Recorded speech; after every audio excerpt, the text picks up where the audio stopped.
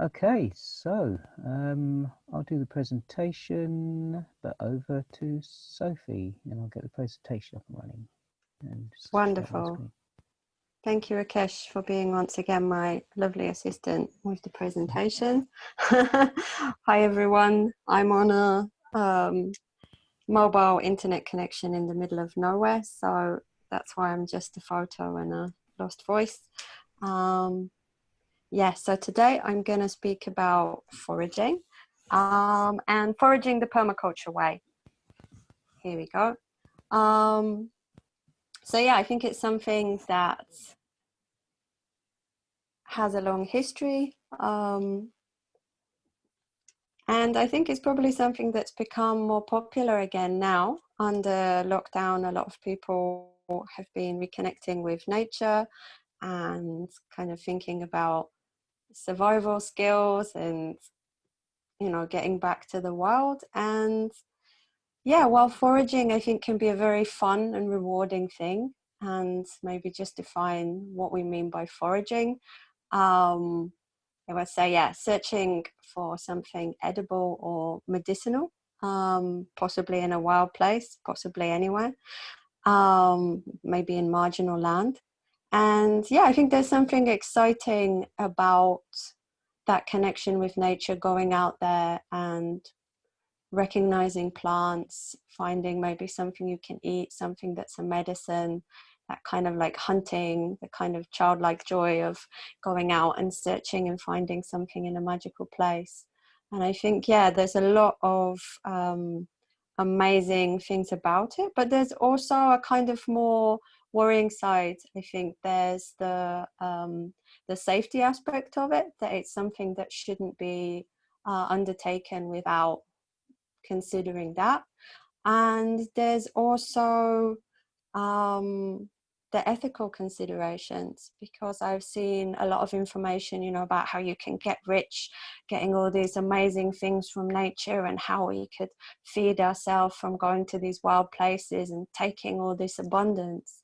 And I think when we're looking at the permaculture ethics, this is a really good subject where we can actually look at them, and we can look at how we balance them. Because okay, the idea of people care, we know we're going out there, we want to obtain a yield, something to feed us, but at the same time I think it's really important to balance that with the earth care and the fair share elements.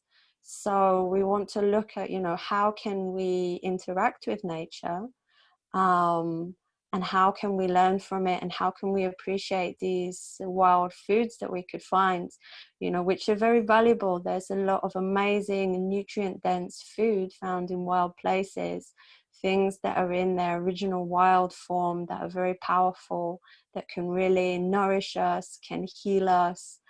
But I think it's also very important to think about how we do that, in a way that we're not taking too much, that we're leaving for all the other life that needs that food, you know, for other people, for the ecosystem, for the insects, for the animals.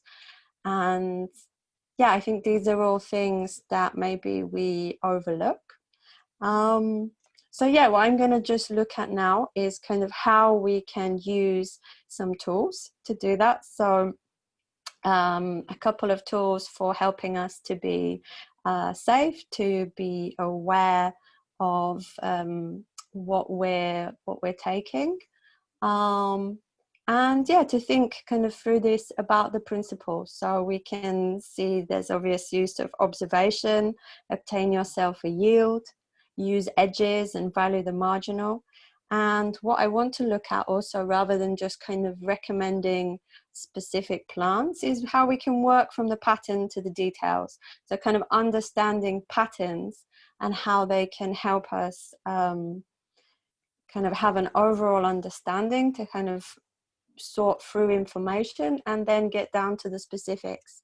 Because, you know, what we're going to find, what we're going to harvest is going to be so different depending on where we are. And you know, I think it's more useful to think about that from a kind of pattern sense, rather than, you know, recommending certain things. So if we go to the next slide, Yeah, this is a really useful acronym that can help us when we're thinking about safety. So it's ITEM, and that is identification, time, environment, and method.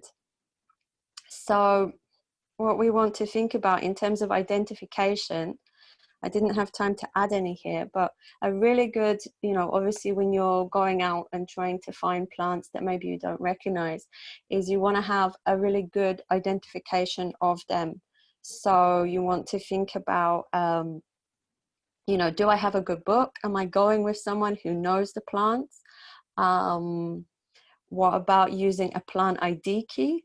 A lot of the time, there are these amazing things you can get on your phone, like to identify plants, but a lot of them actually are not very accurate, and you shouldn't use that as your only source of information before picking something and consuming it. So identification, I think something that's very useful is using a plant ID key. So you look at the actual characteristics of the plant, and it actually look more and more into detail. And this is something that I think we're going to speak about more in the future, maybe in the Roots and Permaculture community, about plant ID, because it's an amazing topic. But yeah, you want to think about the kind of characteristics of the part of the plant and different ways you can identify it. So sometimes you have to actually see the whole life cycle of the plant before you can be sure. A lot of things, when they're just in their leafy state, for example, are quite hard to recognize, and you might need to wait for it to flower to be sure what plant it is. Another element is time. So what time of the year should this plant appear? That's often going to give us a good clue about, is this the correct plant? And also, yeah, where is this plant in its life cycle? What is the plant, what is the part of the plant that we're seeking? And is it the part that's full with vitality right now? So if you look at the hawthorn, for example, this is an amazing plant that you can eat in different stages. So at the beginning, just when the leaves emerge, they have all the power and vitality in them, and they're the part that you want to take. But at a different time of the year, when it starts flowering, you no longer want to consume the leaves, you could consume the flowers. And then after the flowers are formed, then you've got the berries. So it's really important to think about where's this plant in its life, where is the energy, and also in terms of the time scale of the plant, is it fresh? How fresh and full of energy is this plant? Not to consume something that's kind of at the end of its life cycle, that's something old, that's not fresh anymore. And then environment. So is this where you'd expect the plant to grow? If you've got a good guide, you'd be thinking about, is this the right place that the plant that I think it is actually exists? Also, what kind of place? Is it a clean place? A lot of plants are amazing at absorbing environmental toxins. So especially mushrooms, they're something which absorb really a lot of toxins and have an amazing effect cleaning the environment. But in this case, yeah, it's really not a source of food if it's fulfilling that role. And the same with a lot of plants as well. You've got things like nettles, which can contain a lot of nitrogen. They can be very rich, but depending on where that source of nitrogen is from, is it from a farm where there could be sick animals? Is it from a runoff of chemicals?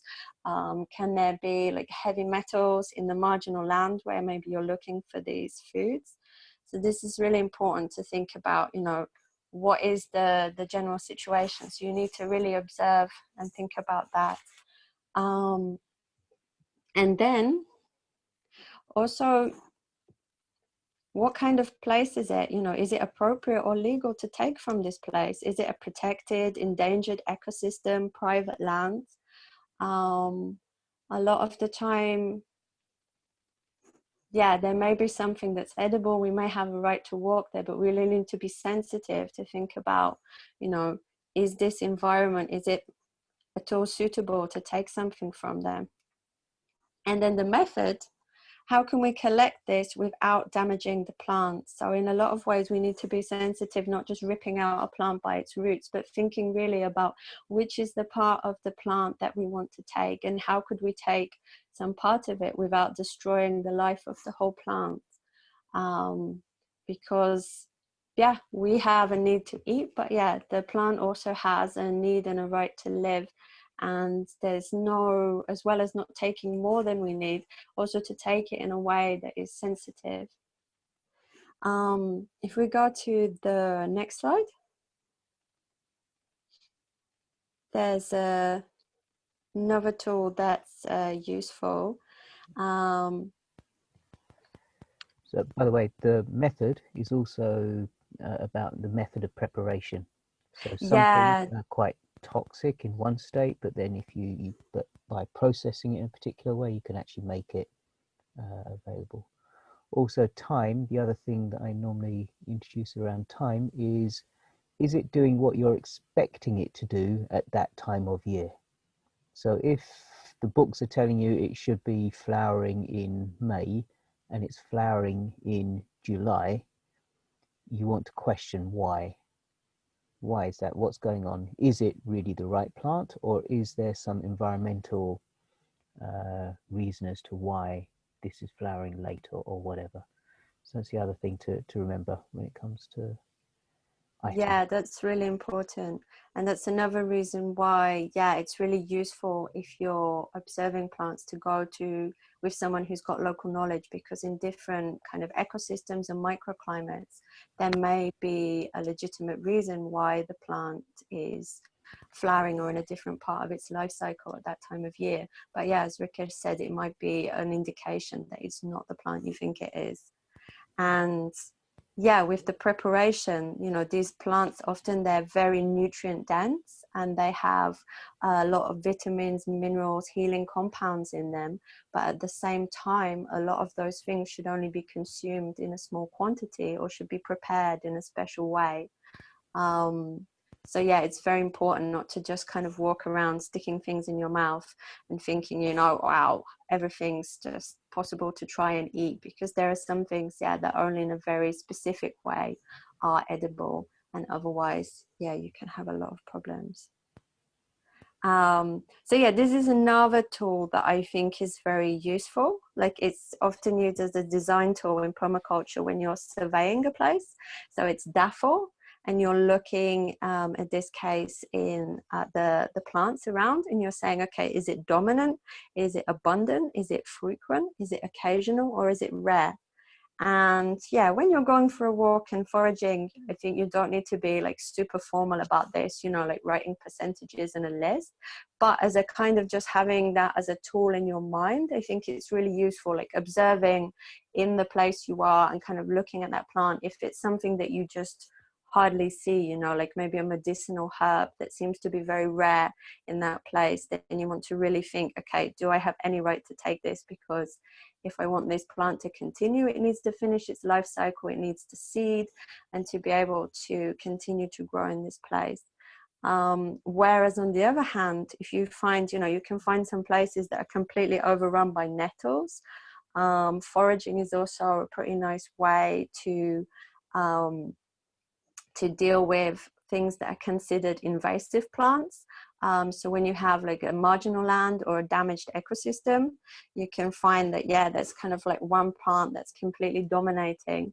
And if that happens to be an edible plant, then yeah, you can have a happy combination to harvest some of that in a way that's still, yeah, not stripping the place bare, but that you could actually be helping in some way to balance that. So taking something that's useful for us, and that maybe is kind of overly dominant in a particular niche. And then, yeah, we can go to the next list. So, yeah, I think every kind of person, depending, you know, what your locality is, what kind of climate you live in, what kind of place, they're going to be different things that you find. And often, yeah, when we think about foraging, we think about maybe, yeah, like going into the woods and finding some kind of plants in this pristine ecosystem, or finding very valuable rare things. But actually, yeah, I think there's, you know, a lot of very interesting places that you could forage. So these kind of like edges. So yeah, it could be wild foods from a forest, but it could also be like weeds from disturbed land, from marginal land. There are a lot of like annual weeds that come up when the ground is disturbed, or where you've got kind of like patches of marginal land where there's more sunlight. So you've got a lot of things like purslane and chickweed, which you can find in such places. And again, if it's a clean place and it's growing in abundance, that can be really nice. And again, in your garden, you know, there's also a lot of kind of underappreciated places. So you could find abandoned fruit trees where you might be able to pick fruit, street trees. There are a lot of like mulberry trees planted where nobody seems to know that the fruit's edible or tasty, and it's just kind of falling on the cars and on the streets. So you can get a lot of delicious mulberries, so-called decorative plantings, which are actually edible. So yeah, there's like so many amazing resources where you can find food. Like this is just a list off the top of my head of like some things we can easily find around us in Bulgaria. And again, I think it's not like so worth giving specific plants, because I think everyone's going to find different things, and that's part of the fun, kind of mapping the resources. And the last thing, yeah, I want to say is that for me, I think the most interesting thing about foraging is not that, you know, you can go off somewhere and get like huge amounts of food and feed yourself, but actually what you can learn. So in terms of, you know, like going into these wild places and observing and thinking, you know, how are these things growing? Like what kind of niche do they have? What are they growing near? You know, what kind of conditions are they naturally happy in? And thinking about, well, how can I bring that into my space? If I have a garden, how can I bring that kind of these plants and this energy into my garden? How could I create a botanical sanctuary and, you know, a safe place for these plants? Because the problem is, you know, we have on the one hand this love of wild places and the magic of going foraging, but at the same time, as a culture, we're destroying those places, and that kind of habitat is getting ever smaller. So really, from an ethical point of view, you know, we don't want to be kind of having these neat sterile gardens and parks and then going out somewhere and competing with other life forms for food. We want to be thinking, how can we bring these amazing, nutrient dense, you know, healing, wonderful foods into our spaces? So, you know, what is the way that we could bring maybe like some seeds or a cutting, or in a sensitive way to bring those kind of plants, or even to find similar plants that have been propagated in someone else's garden, and to create, you know, that kind of wild spaces around us. So yeah, that's kind of invitation to use foraging maybe as a way of kind of getting a taste for these kind of foods, for going out to wild places and appreciating their beauty, and then seeing, yeah, how can we bring that back? How can we create a beautiful wild woodland edge in our own lands? And right on time, past. Amazing. cool. Thanks very much, Sophie. So before we hand over to Joe, are there any quick questions? Maybe just time for one question, if there is anything. And also, yeah, I invite you, if everyone's got good resources about foraging, wild food, plant ID keys, to maybe add them in the Facebook group, because it's great to share resources about this. Good. Thank you. Fantastic. Okay, thanks very much, Sophie. So over to Joe. Thanks a lot. Wow. Hello, everyone. Hey. How's everyone today? Go on, show me thumbs or. Okay, I didn't check. All right, yeah, fine, good. Lots of thumbs in the air. I don't know how to do thumbs. I think But there are reactions. Alex has got his thumbs up. Good. So, what was I going to say? Oh yeah, is it okay to do interactive, or do you just want me to talk? Whatever, interactive is cool. Cool. Well, this is called How to Survive and Thrive, the Pandemic and Everything, basically. I developed this workshop in 2007 in response to being involved with the transition movement. And it's been a sort of ticket to festivals, and I've been running it once or twice or 3 times a year at festivals. So there's been a bit of a pattern, and it's developed a little bit, but essentially it's the same, really. But what it is I think a first aid emergency trick, if you like, for what happens when we urgently need to do something, whether it's, oh my God, what are we going to have for dinner? Oh my God, we've got a pandemic. So this is like a 4-step process, which I've utilised, and I think it's just really great, and I wanted to share it. Some of you might not like what I'm going to share, but hopefully some of you will. So it'd be great to get that feedback at the end. So we're in an interesting time. Okay, so I'd like to explore that in a minute a little bit. So for those, I think those of us interested in permaculture more than most people are aware that there's a lot of different things going on, a lot of changes happening. It's just massive, and I think I'm aware of it, but there's just so much that my brain can't quite take it in. So I think there's a bit of denial going on. But the pandemic's going to change our economic system, and it already has. We don't know the repercussions yet, but it's a global system. We've known that these changes are coming. We've got the climate emergency, which I don't think is unconnected. We've got epidemic, loneliness, obesity.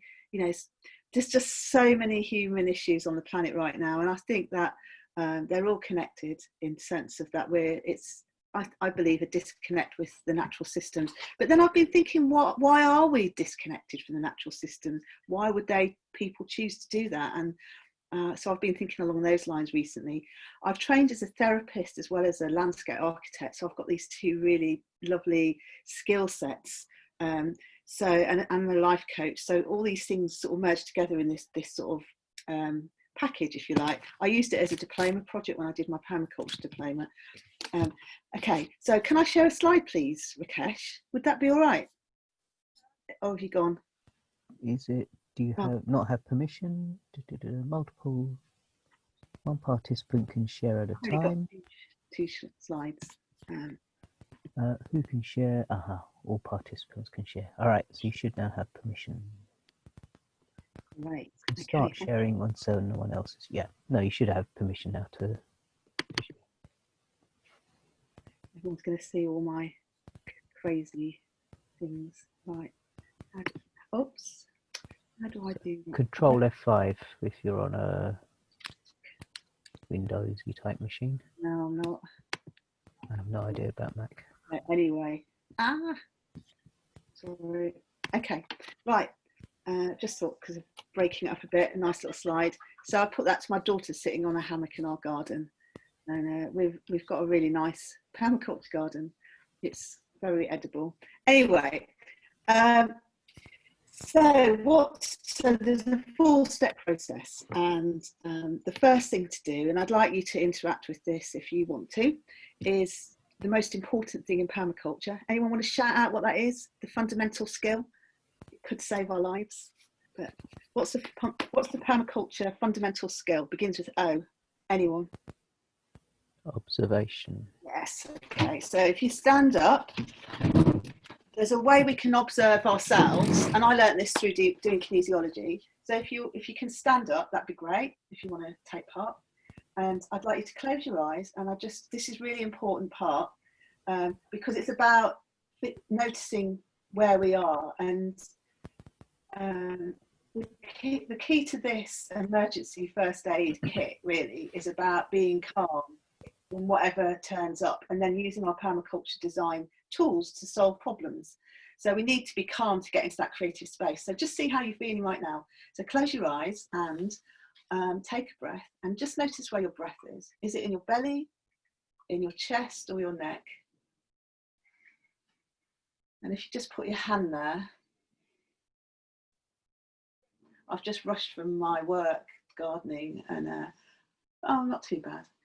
Okay, and then just feel where the feet is, where the weight is on your feet. Are you balanced, or are you leaning forward or back or to the side?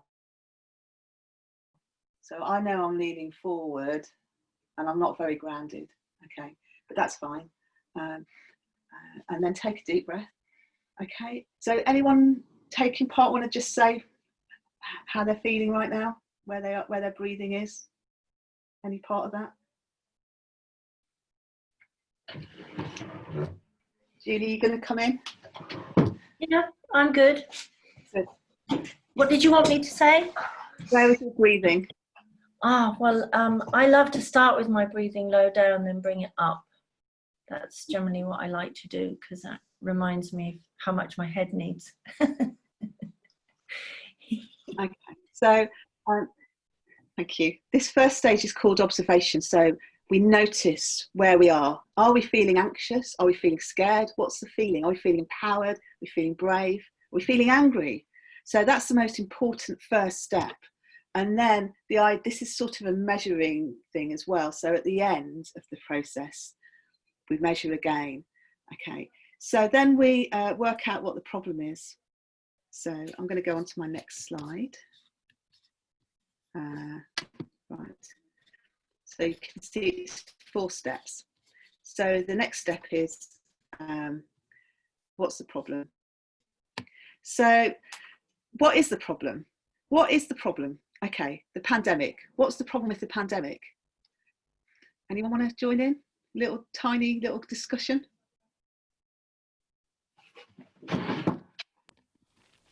I guess it feels like it's not really in your control. That's one big aspect.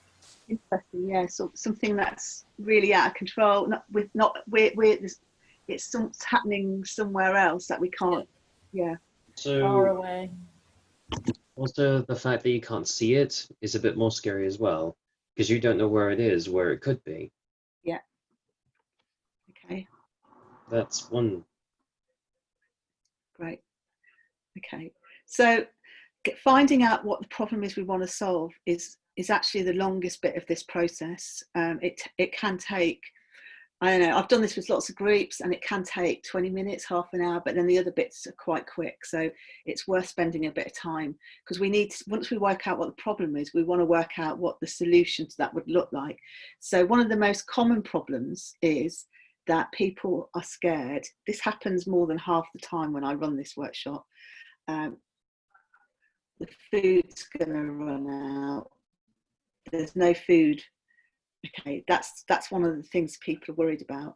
And in some cases, maybe that's the case. For some people around the world, it's been very difficult to get basic needs met, and in this country too, for some people. So it's like working out what the actual problem is. So the problem with feeling out of control, that's, you could say, I want to feel like I can do something. That could be the problem you want to solve. Or if you can't see it, maybe you want to like find out, get information. So the problem is, there could be a number of problems. So it's not just about the pandemic. It's like there could be 1,000 or 1,000,000 problems with the pandemic. But when we focus on what we want to solve, that's the key. And that can take ages. I did some training with in nonviolent communication, and the founder of nonviolent communication, his name's just on the tip of my tongue, Rosenberg, and he used to say that once he worked out what the problem was, he could solve any conflict, and he worked with warring tribes in prisons, in the most hard areas you can imagine. He said it could take him 20 minutes. And then finding out what the actual problem was often the hardest. So that's where I think I got this idea from. And I found that to be true. And when we work with kinesiology, I work in a similar way. Kinesiologist working with energy medicine, I'm going to come on to that next. Okay, so anyone got any questions about working out what the problem is? Or is that okay? Just give me a thumbs up. Or if that's okay, cool. So we've got the problem. let's say feels out of control. We want to feel like we can do something. I'm going to just write that down. So we can just observe, how does that feel, feeling out of control? So we can feel where our breath is as well. I feel quite stressed about that. I can relate to that. When we didn't know anything at the beginning of the pandemic, it was a lot of confusion. Are we all going to die? You know, what's going on? Is this the great turning already? Happening so quickly? Lots of anxiety there. Okay, so the trick next is to get calm. And actually, when I've done this process, sometimes people are quite calm, but often they're not. So we can use energy medicine techniques, and there's some very simple ones I just want to share in this very, very short mini presentation. But I absolutely love energy medicine. We use our own body, natural energy, and there's an idea that we're connected to everything, which I think has to be, you know, we are. If you look from space, it's just one Earth, isn't it? Everything's interconnected. So the energy medicine that I practice is called creative kinesiology, and I've done training in the tapping therapies like freedom technique and emotional freedom technique and thought field therapy, and some others, educational kinesiology. So it's been part of my life for quite a few years. And it's like chemical free, and it's about using our imagination as well. So basically it uses the Chinese traditional medicine meridian system as part of it, and it's been developed since the 1970s, a bit like permaculture. I think it's the permaculture of healing myself. I know Rakesh does homeopathy, which I think is great too. I embrace homeopathy. And some people find this a bit tricky because some of the science isn't as put together, but I think it's like, from my experience, I think it's great. Anyway, the techniques with energy medicine that I think are useful are things that calm us down, and there's some very simple techniques. The whole point is to access our frontal lobe of our brain, rather than be in the fight, flight, freeze, nurture bit of our brain, which is the reptilian, the original bit of brain. That's sends all the hormones going, the stress hormones. So we need to get ourselves calm. So the first thing to do is breathe, and that's a really easy one. And the way to breathe is to do it consciously, and to have a slower out breath than in breath is very calming. So if you try that now, just take a breath, and then and see if you can make your out breath twice as long as your in breath. So I'm going to count to 4 on the in and 8 on the out.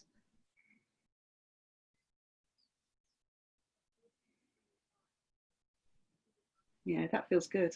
So that's the first thing. Sipping water's the next, and that's really easy too. They're not even really energy medicine techniques, they're just like techniques that you can utilize anytime. So I'm going to just introduce one energy medicine technique, which I think is just really good. And that's it's tapping this point here. It's part of the small intestine meridian, and you can do it like this, especially if you're angry, you know, or like they call it the karate chop point. And what it does, it breaks down problems like the small intestine as a metaphor. So you've got a big problem, it breaks it down into little pieces, so it's much more accessible. Okay. I'll just point out that you're sharing your slide, so maybe people can't actually see what actions you're Oh, thank you, Rakesh. I'll stop sharing. Maybe some people can see it in the corner, but maybe not everyone. Thank you. Okay, so it's this point here, side of the hand. If you just tap anywhere along there, it works. It's called the karate chop point, or you can do it like this. Small intestine meridian. So it's about breaking things down into smaller chunks. Okay, so that's that energy medicine technique. And it's amazing. It's just so simple, but it works. So that's about calming down. So we're thinking about being out of control, and that's just like, and just doing that can help us like just be in control of doing something about it.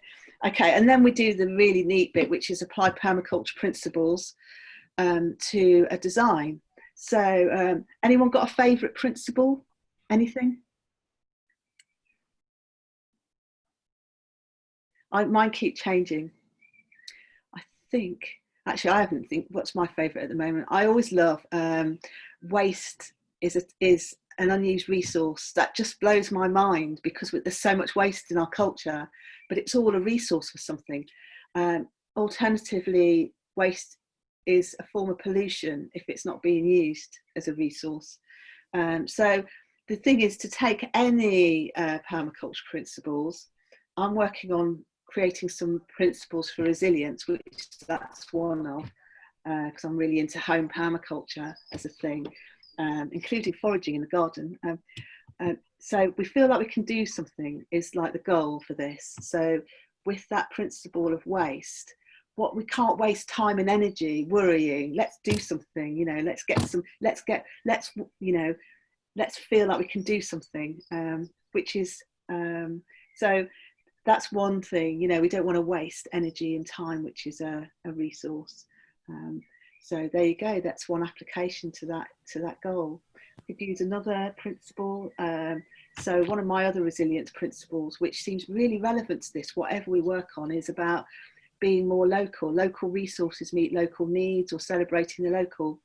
And you know, what we can do is here at home, in our gardens, in our bodies, in our home, we have so much. This is where our sphere of influence really is embedded. So we can always do something here. So even if it feels like it's out, the problem's out there in the world and it's out of control, we can take some control here. You know, we can put food by, we can learn to forage. Yeah. Okay. Well, that's it. That's the 4-step process to observe and notice. So if you one of the people that did that at the beginning, have another check-in, see if your breathing's changed or if you're more grounded. And I tell you, I was all over the place when I started this, like falling forward, but I'm much more grounded now. You might find it easier to listen to me as well, which is one of the strange things that happen when we get more grounded. We're easy as presenters to listen to. So that's my little mini talk about how to survive and thrive. Got a minute left, I think, if anyone wants to ask me a question or make a comment. Yeah, lovely. Thanks. Any questions? Emma? I was just saying thank you. Thank you. Wonderful. Yes, I would also like to say thank you. It was very interesting. Cool. I usually spend about an hour and a half doing this process with the group, and we do, yeah, it's really interesting what comes up. Yeah. Okay, thanks very much, everyone. Great, awesome. Thanks so much, Joe, as always. So maybe we'll hand over to Alex, who's on mute. You're muted, Alex. Cool. Thanks.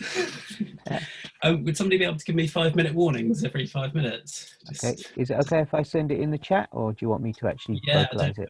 Doesn't really matter. I mean, I'm going to try and keep an eye on the time as well. Cool. So hi, I'm Alex. I'm a trustee of a climate emergency charity in Ringwood in Hampshire, in the New Forest. So I've called this slot De-commodifying our minds, or how we can lead a more circular life. So it's kind of like a little mini journey into global economics, personal consumption and happiness. Sorry, I'm just going to bring Zoom up.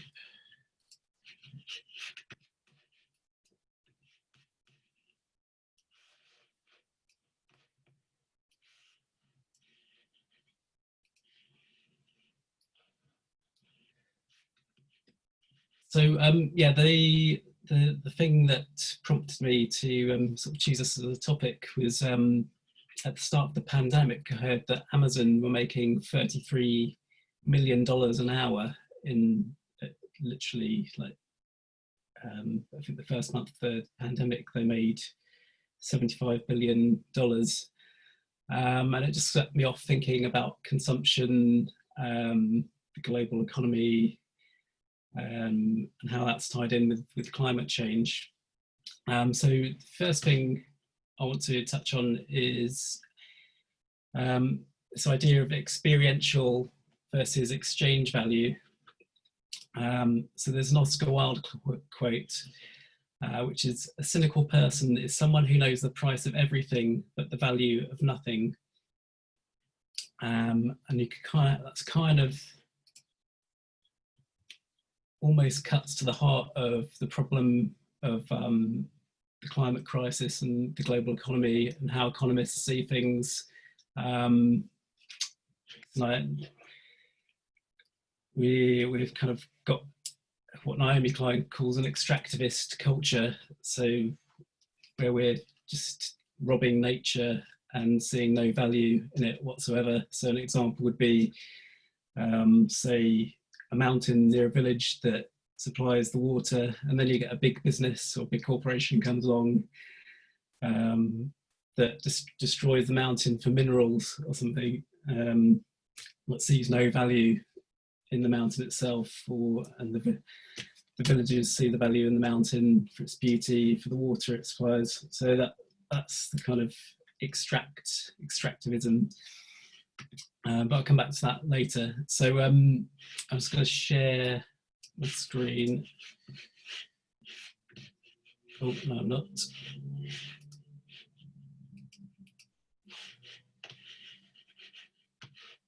Sorry, bear with me.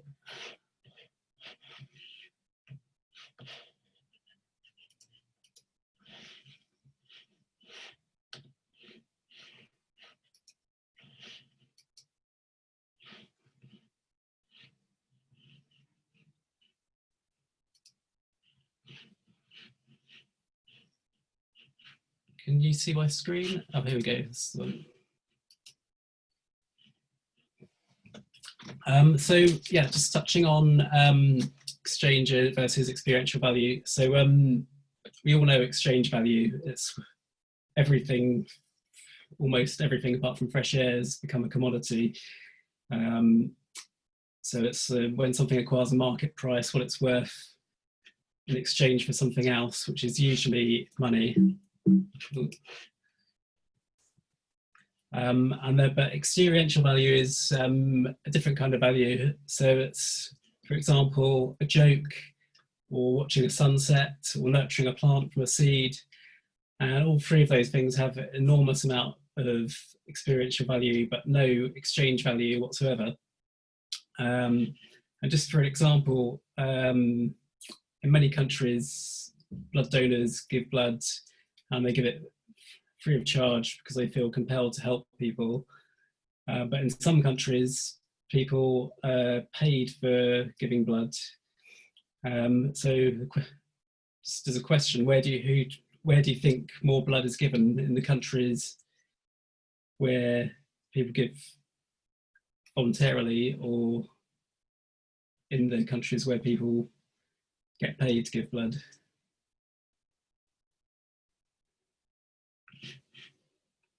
Well, the answer is that it's where people give voluntarily, which is kind of shows how commodifying things can just take away our humanity in a way. That's sort of just one example. So I'm just going to quickly skip that a second. So I just wanted to relate this to how we can sort of lead happier lives through incorporating more experiential value. And that relates to sort of building more personal resilience and building resilience in communities as well, because it feeds into things we can do as part of the community to tackle climate change, and regenerate community, regenerate our sort of town or our environments around us. So this is just an example of this is a tree planting project, community tree planting project. We're trying to plant 20,000 trees in our town, which is quite an ambitious target. It was meant 20,000 for 2020. And that is an example of an experiential value. Nobody was paid to go and plant those trees, obviously. But again, we're building links with each other in the community. The town mayor came along, stuff like that. And then just on a personal level, for example, during lockdown, I built a nest box, and I've observed it being inhabited, the house sparrows laying an egg, the chicks, and then the little nestlings, the mother feeding them, and then on Sunday, actually on solstice, they fledged the nest. And that whole process has kind of added extra meaning to my life. It's added, a whole extra layer of value that's not monetary, I suppose. And same as a bee hotel I made, and yeah, that's just another sort of fun thing.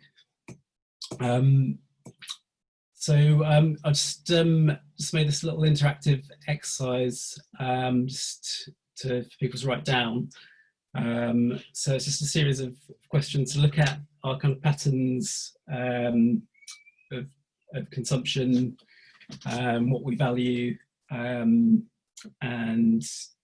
how we're sort of supporting our sort of ourselves through maybe upskilling on supporting our local economies and local communities, and also where it's also can just double check what the things you don't try and not want to do. Like, for example, I clicked on a targeted ad on Facebook and bought something that I didn't really need. It was like a screw extractor, and I've since there's plenty of ways to extract screws with like a pair of pliers and hammers and things, but I bought this tool because I just completely succumbed to a targeted ad. And another thing I did recently was I bought something off Amazon, and then it's a piece of hardware, and then I literally walked into a local shop the next day and found the same thing for it's about half the price as well. So I just thought this kind of like little exercise, something maybe you can do once a month to just kind of keep yourself on track, maybe, I suppose, and see how things are going in sort of respect of trying to support local, and all the other things we can do. So number one is an experience you've had in the last month that you valued and why. So if people want to chip in with answers to these, feel free. Something you purchased online in the last month, why did you buy it online? A branded green product you've bought in the last month for use around the home. Something you borrowed or swapped. Most valuable thing you own. Something which you've bought locally in the last month, and something which you might have made or repaired in the last month. So if anyone wants to chip in on those, share some things that they in answer to any of those questions, like, feel free to do that now. Just say you've got 5 minutes left, Okay. Alex.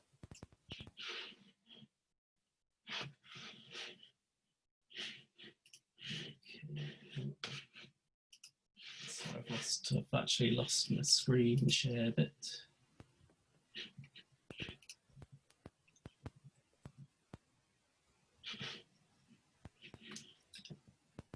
So just moving on to this last 5 minutes.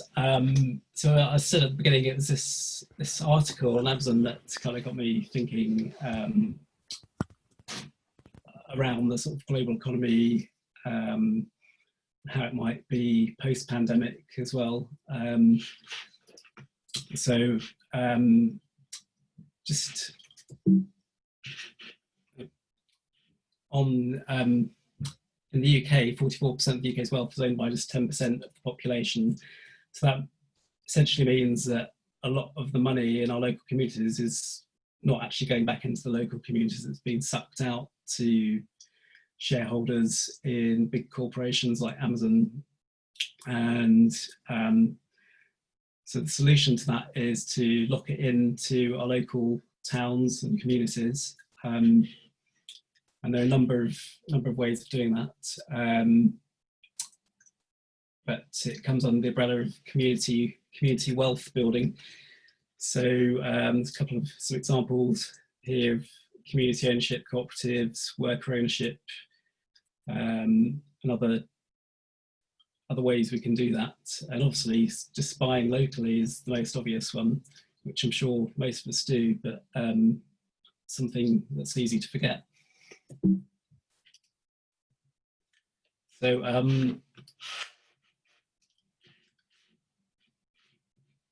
the moment, again, the extractivist economy is just take, and putting nothing back. It's just destroying our natural environment. So we want to go towards the circular economy, where we're reusing, repairing, recycling, and I'm sure there's still some waste in that, really, but if it's truly circular, there is no waste. But and then there's this lovely illustration that was in Permaculture magazine, which is illustrating zero waste, but it also kind of illustrates the circular economy, ways we can input into the local community through setting up repair cafes, experiencing things, not buying new stuff all the time, borrowing things, setting up, sharing resources, etc.